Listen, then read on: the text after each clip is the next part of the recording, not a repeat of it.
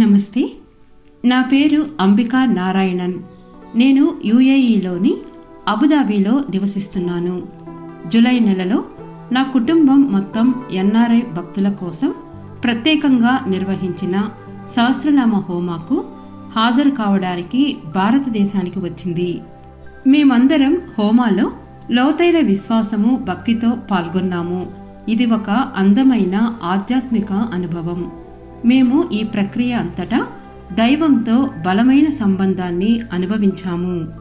హోమా తరువాత నేను నా భర్తను కంటి చికిత్స కోసం ఆయుర్వేద ఆసుపత్రిలో చేర్చుకోవడానికి కేరళకు వెళ్ళాము. అతను గత 28 సంవత్సరాలుగా డయాబెటిక్తో ఉన్నారు. అతని రక్తంలో చక్కెర ఎక్కువగా అదుపులో ఉన్నప్పటికీ అతను ఇటీవల తన కళ్లకు లేజర్ ప్రక్రియ చేయించుకున్నారు. ఇది వాపుకి కారణమైంది మరియు అతని దృష్టిని ప్రభావితం చేసింది. సరైన చికిత్స సంరక్షణ కోసం 10 రోజులు అడ్మిట్ అయ్యే అవసరం ఉందని వైద్యులు సలహా ఇచ్చారు. మేము అంతకాలం ఆసుపత్రిలో ఉండడానికి సిద్ధంగా లేము. మేము, మా కొడుకు దీపక్ మరియు నా వృద్ధ తల్లిదండ్రులు కేరళకు వచ్చి మాకు మద్దతు ఇవ్వమని అభ్యర్థించాము. వారు అంగీకరించి కారులో తమ ప్రయాణాన్ని ప్రారంభించారు. జూలై 22న దీపక్ కారు నడుపుతున్నాడు. వర్షం చాలా ఎక్కువగా పడుతుంది. రోడ్డు మీద దృష్టి కనపడడం లేదు. అకస్మాత్తుగా చాలా భారీగా వర్షం పడడం ప్రారంభమైంది. కారు యొక్క స్టీరింగ్ వీల్ ఇరుక్కుపోయింది. ఎదురుగా భారీ వాహనం.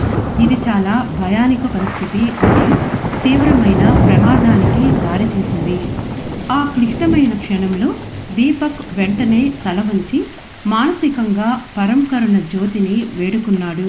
రక్షణ కోసం అమ్మా భగవానుని పిలిచాడు. అద్భుతంగా కారు పెద్ద ఘర్షణను నివారించింది. ఎవ్వరికీ పెద్ద గాయాలేమీ కాలేదు.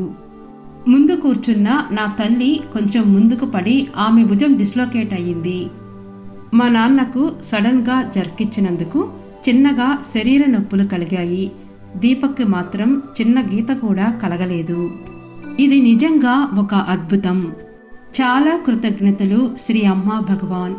అమ్మా భగవాన్ యొక్క దైవిక దయ వారిని రక్షించినట్లు మేము గట్టిగా నమ్ముతున్నాము. పరం కరుణ జ్యోతి సరైన సమయంలో స్టీరింగ్ వీల్పై నియంత్రణ సాధించినట్లు మరియు వారి ప్రాణాలను కాపాడినట్లు అనిపించింది. ఈ అనుభవం శ్రీ అమ్మా భగవాన్ ఎల్లప్పుడూ మమ్మల్ని ఎలా చూస్తున్నారో మరియు ఊహించని క్షణాల్లో కూడా మమ్మల్ని ఎలా రక్షిస్తున్నారో మాకు గుర్తు చేసింది.